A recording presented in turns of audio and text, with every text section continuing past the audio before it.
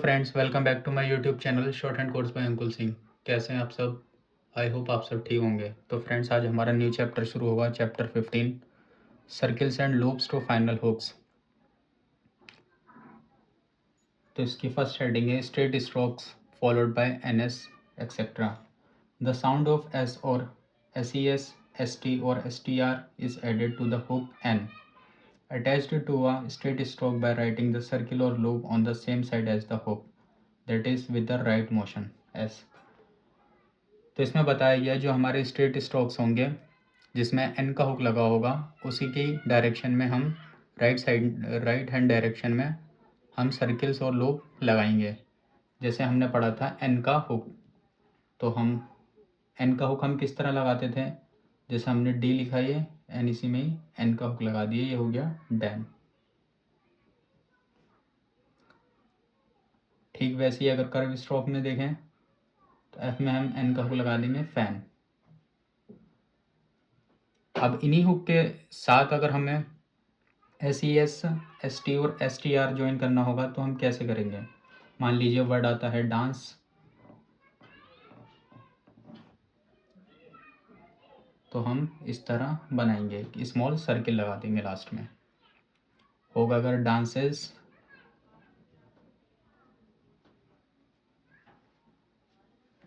ठीक वैसे ही एक लार्ज सर्किल हो जाएगा जो एस ई एस साउंड को रिप्रेजेंट करेगा। अब लिखना हो डांस्ड,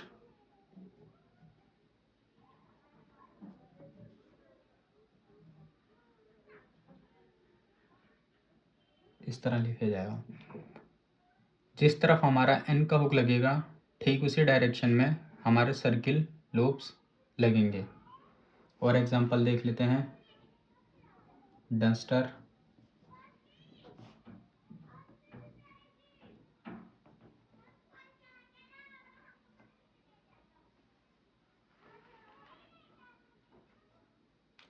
स्पिंस्टर,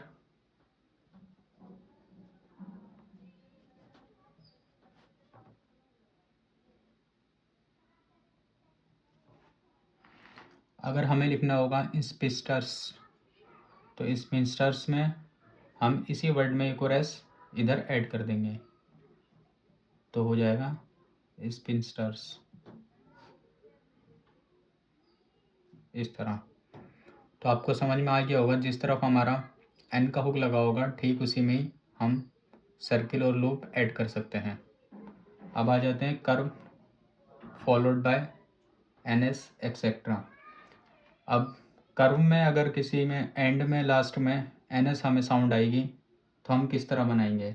हमने पढ़ा था एन के हुक के लिए, तो एफ में अगर हम एन का हुक लगाएंगे तो इस तरह बनेगा। ये हमारा हमने पिछले चैप्टर में पढ़ा था एन का हुक। तो ये वर्ड है फाइन।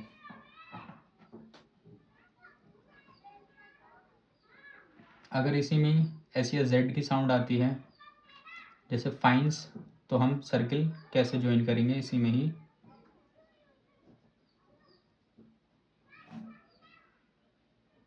इसी हुक के साथ हम एक छोटा सा सर्किल बना देंगे, इस तरह हो जाएगा फाइन्स। इस तरह बनाना है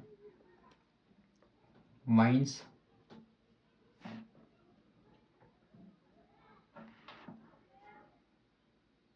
और एग्जांपल्स देख लेते हैं, शाइन्स,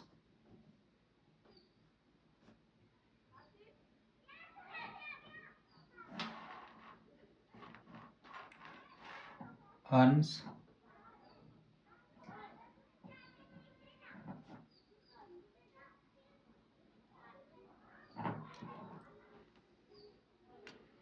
तो इस टॉपिक में ये बताया गया है कि एन जो हमारा फाइनल हुक होगा उसमें अगर हमें एस ज्वाइन करना होगा, एन एस जो साउंड आएगी वो किस तरह बनाएंगे, वो इस तरह बनाएंगे, आप देख सकते हैं।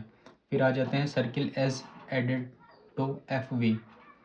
तो हमें अगर राइट साइड में कोई एंड में हुक दिखता है किसी वर्ड के, जैसे पी के, टी के, डी के, बी के, तो वो हम एफ और वी के लिए पढ़ेंगे। अगर इन्हीं एफ वी के साथ अगर ऐसा आता है तो हम किस तरह ज्वाइन करेंगे।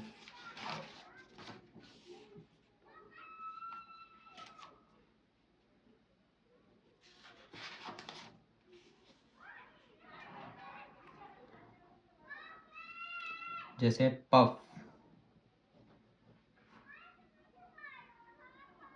ये तो हमने पढ़ लिया था कि पी के साथ अगर राइट साइड में एक हुक आता है तो वो एफ या वी के लिए होगा पफ। अगर इसी में ऐसा आ जाता है, पफ्स हो जाता है, तो वो किस तरह लिखेंगे?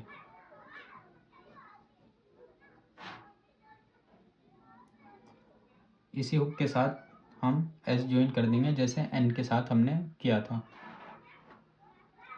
केव्स,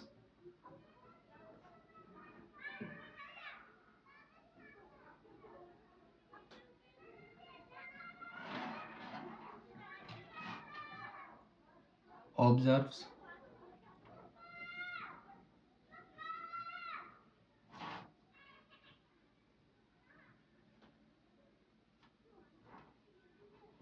मीडियल एनएस और एनजेड।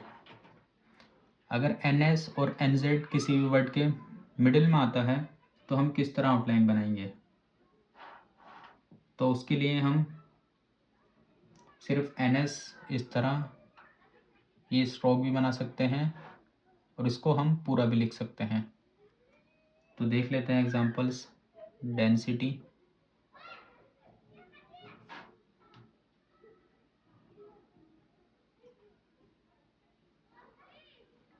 डेंसिटी हमें यहाँ पे पूरा लिखना है,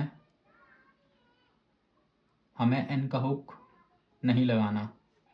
जैसे हमने एन का हुक पढ़ा था डी में, अगर हम एन का हुक लगा दें इस तरह जैसे डैन में और इस तरह बना दें तो ये गलत होगा और आउटलाइन हार्ड हो जाएगी। जो हमें ईजिली बने वो हम आउटलाइन बनाएंगे, इसलिए ये रूल बनाया गया है। इसके बाद पेंसिव,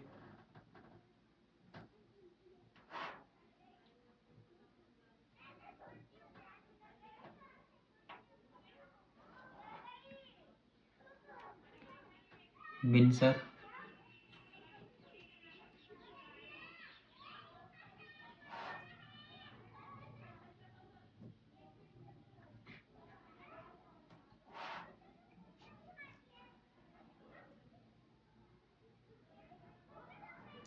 रैंसिड,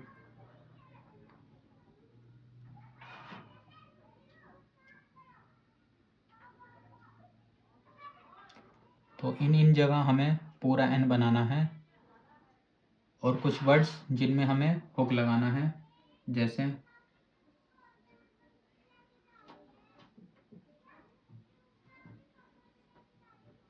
रैंसम। रैंसम में हमें एन का हुक लगा के इसी में एस ज्वाइन करके नेक्स्ट एम बना देंगे, एक रैंसम। फिर विंसम,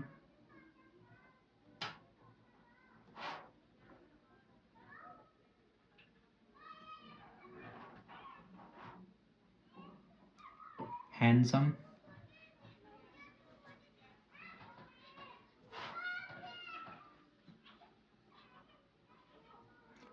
इस तरह।